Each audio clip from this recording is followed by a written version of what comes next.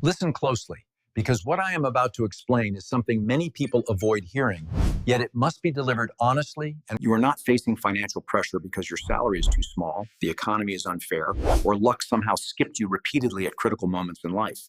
You struggle financially because your spending habits consistently work against you, pulling money towards short-term pleasure while quietly blocking. Before you dismiss this message as harsh or unrealistic, understand this clearly. My wealth did not come from shortcuts. That principle is simple, direct, and uncomfortable for many people to accept. Wealthy individuals buy assets. This single idea explains most financial outcomes you see around you, and ignoring it almost guarantees repeating mistakes. I already know what many of you are thinking right now, because I have heard it countless times, usually followed. No, this is not another lecture about skipping coffee forever or removing every small pleasure from your life to save a few meaningless dollars each month. This discussion focuses on specific spending categories that consistently damage financial progress, regardless of income, education level. Before we go further, I want something from you, because real change requires commitment, not passive listening. If you genuinely want financial freedom, if you are tired of living paycheck to paycheck, and if you want retirement to be optional rather than mandatory, commit right now. Join this community mindset, because we are building people who understand money is a tool for freedom, not a toy designed for constant entertainment and impulse satisfaction. Let us begin with the first purchase you must stop making immediately if wealth is your goal, even though this topic often triggers strong emotional resistance. Brand new cars are one of the worst financial decisions most people make, and the reason has nothing to do with taste, image, or personal preference. The moment a new car leaves the dealership, its value drops sharply, often between 20 and 30%. That loss happens before you even reach your driveway, meaning thousands of dollars vanish simply for the feeling of driving something that never needed to be brand new. Within the first year, the vehicle typically loses close to 30% of its value, and by year 3, roughly half your original payment is gone. For years. You are not buying transportation when purchasing new, you are buying depreciation disguised as comfort, technology, and excitement. The situation becomes even worse when people finance these vehicles, borrowing money at interest rates that actively increase losses every single month. Paying interest on something that continuously loses value is one of the fastest ways to weaken financial stability without realizing the long-term damage. This practice becomes even more harmful with leasing, because leasing means renting an asset that declines in value while building absolutely no ownership. At the end of a lease, you walk away with nothing, while the dealership profits from your payments, convenience, and desire to maintain a luxury image. Congratulations to the leasing crowd, because you successfully helped someone else build wealth while gaining no lasting financial benefit for yourself. That vehicle has already absorbed the steep depreciation, yet still offers reliability, warranties in many cases, and dramatically lower ownership costs. This approach reflects how wealthy individuals think, because impressing neighbors has never been a priority for people focused on financial independence. When I was building my first business, I drove an old, unimpressive car that protected capital rather than my ego or appearance. It may have bruised my pride slightly, but it never damaged my bank account. And that difference separates appearing wealthy from becoming wealthy. Struggling individuals spend money to look successful, while wealthy individuals spend money strategically to create income, stability, and future opportunities. You cannot do both simultaneously, and pretending otherwise only delays progress while reinforcing habits that keep you financially stuck. The car you drive does not define your wealth. The strength of your investments does, because that reflects discipline and long-term thinking. Every unnecessary dollar spent on a new vehicle is a dollar removed from the market where it could compound and grow. This is where many people make their first major financial mistake, choosing the appearance of success over sustainable, long-term financial reality. That mistake sets the tone for many decisions that follow, because early habits tend to repeat with increasingly expensive consequences. Now let us move to the second purchase that quietly traps people financially, despite being praised as a sign of maturity and success. Buying more house than you actually need is one of the most destructive financial behaviors encouraged by banks, culture, and outdated advice. For decades, people were told their home is their greatest asset, but for most homeowners, that belief is misleading and dangerous. An asset puts money into your pocket, while a liability removes money, and a primary residence usually does the latter. Mortgage payments, property taxes, insurance, utilities, maintenance, repairs, and upgrades steadily drain income without producing cash flow. The larger the house, the larger the expenses become, turning excess space into a financial burden rather than comfort. Some argue real estate always appreciates, but history proves otherwise, especially for those who overextended themselves financially. Ask homeowners from previous housing crashes how guaranteed appreciation worked out after years of payments and sacrifices. Even when values rise, accessing equity requires selling or borrowing, both of which introduce risk and additional debt.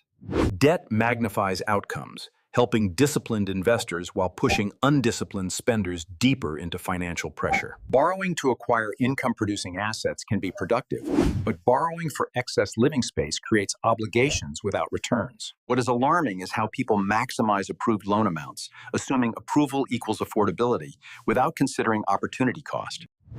Banks are not focused on your freedom. They profit from interest, and larger loans generate larger profits. A 30-year mortgage on an expensive home can result in hundreds of thousands paid purely in interest. That is not wealth.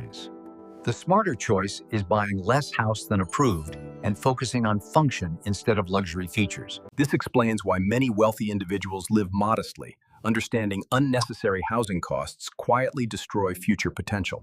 Opportunity cost is wealth's invisible enemy, stealing future gains whenever money is trapped in unproductive purchases. In the next part, we will continue breaking down the remaining categories that quietly drain income and explain how disciplined choices change everything. Now let us move to the third habit that quietly destroys wealth. Because it feels harmless, socially acceptable, most people never track these expenses carefully, which is exactly why the damage remains invisible until years pass. The average person spends several $1,000s annually on food prepared by others, often without realizing it. When those same dollars are invested consistently over decades, they can grow into hundreds of thousands through compounding returns. What you are actually trading is future financial security in exchange for temporary convenience and meals that rarely create. Morning coffee runs, work lunches, quick dinners, weekend outings, and delivery fees slowly create a lifestyle that consumes income without building anything durable. Many people claim they have no money to invest, yet spend significant amounts daily on food they could prepare at home for a fraction of the cost. This does not mean eliminating restaurants completely, but approaching them intentionally, treating dining out as an experience rather than a default daily routine. Cooking at home, meal planning, and preparing lunches are not signs of deprivation. They are practical strategies used. When you choose to eat out, it should be deliberate, enjoyable, and meaningful, not impulsive spending driven by fatigue or lack of preparation. Wealthy individuals understand that small expenses repeated consistently become massive over time, quietly eroding wealth. That understanding separates those who build financial independence from those who wonder why their income never seems sufficient despite steady earnings. Now let us move to the fourth habit that quietly destroys wealth while promising confidence, status, and happiness, yet rarely delivering lasting value. This habit includes excessive spending on clothing, accessories, seasonal fashion changes, trending sneakers. Most closets are filled with reminders of emotional spending decisions made under the illusion that appearance directly translates into respect, success, or happiness. The truth is simple and uncomfortable. Very few people notice what you wear, and even fewer care enough to affect your life meaningfully. Those who judge you based on clothing are not individuals whose opinions should influence your financial decisions or long-term priorities. What truly commands respect is financial stability, independence, and the freedom to make life choices without constant money-related stress. Clothing becomes a problem when consumption replaces intention, turning spending into a habit driven by insecurity rather than practicality or genuine need. Modern marketing thrives on making you feel inadequate, convincing you that what you own is outdated and that self-worth requires constant upgrades. Both fashion and lifestyle industries profit enormously by accelerating dissatisfaction and encouraging replacement instead of long-term use. Wealthy individuals typically do the opposite, purchasing fewer items of higher quality, wearing them longer, and ignoring trends designed to stimulate spending. They buy durable essentials, not because they seek minimalism, but because their money has better work to do elsewhere. Every unnecessary clothing purchase represents lost investment potential, lost compounding time, and delayed progress toward financial independence. Your personal value is not measured by brands, labels, or trends, but by what you build, save, and grow consistently over time. Now we reach the fifth and final habit that quietly keeps people financially stuck, and it is one of the most overlooked spending issues today. Subscriptions and memberships create slow, continuous leaks in finances, often unnoticed because individual charges feel small and insignificant. Streaming services, unused gym memberships, forgotten apps, premium features, magazines, and software quietly drain income month after month. Because these payments are automated, people stop questioning them, allowing companies to profit from inattention rather than genuine satisfaction. Individually, these charges seem harmless, but combined, they can easily total hundreds or even thousands of dollars every year. That money, when redirected toward investments, emergency savings, or debt reduction, can meaningfully accelerate financial progress. You should regularly review bank statements, identify recurring charges, and honestly evaluate whether each subscription provides real, consistent value. Anything unused or rarely used should be canceled immediately, not later, because delay benefits companies hoping you remain passive. Subscriptions also reflect a mindset focused on constant stimulation and convenience rather than discipline, focus, and long-term growth. Financial freedom requires delayed gratification, clarity, and the ability to say no to small comforts that compromise larger goals. Every dollar wasted on unnecessary subscriptions is a dollar not compounding, not invested, and not supporting your future independence. Years from now, comfort-driven spending decisions will feel insignificant compared to the regret of lacking financial security when it truly matters. When you examine these 5 categories together, the pattern becomes clear and impossible to ignore without deliberate denial. New cars, excessive housing, constant dining out, unnecessary clothing, and unused subscriptions all represent consumption over creation. None of these habits alone destroy finances, but together, repeated over years, they guarantee stagnation regardless of income growth. Wealth is not built by earning more money alone. It is built by controlling spending and directing surplus toward productive assets. Many people with modest incomes quietly build substantial wealth by mastering these principles and applying them consistently over time. Meanwhile, others with high salaries remain trapped, spending everything they earn while wondering why freedom feels unreachable. Building wealth is not complicated because it requires resisting impulses encouraged by society, marketing, and peer pressure. Most people choose comfort repeatedly, then blame circumstances when results never change.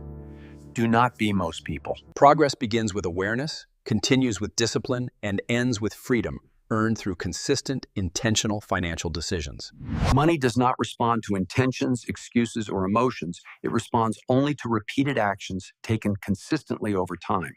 Make better decisions, eliminate waste, and redirect your money toward growth instead of temporary satisfaction. That is how wealth is built, how freedom is earned, and how long-term financial success becomes inevitable rather than accidental.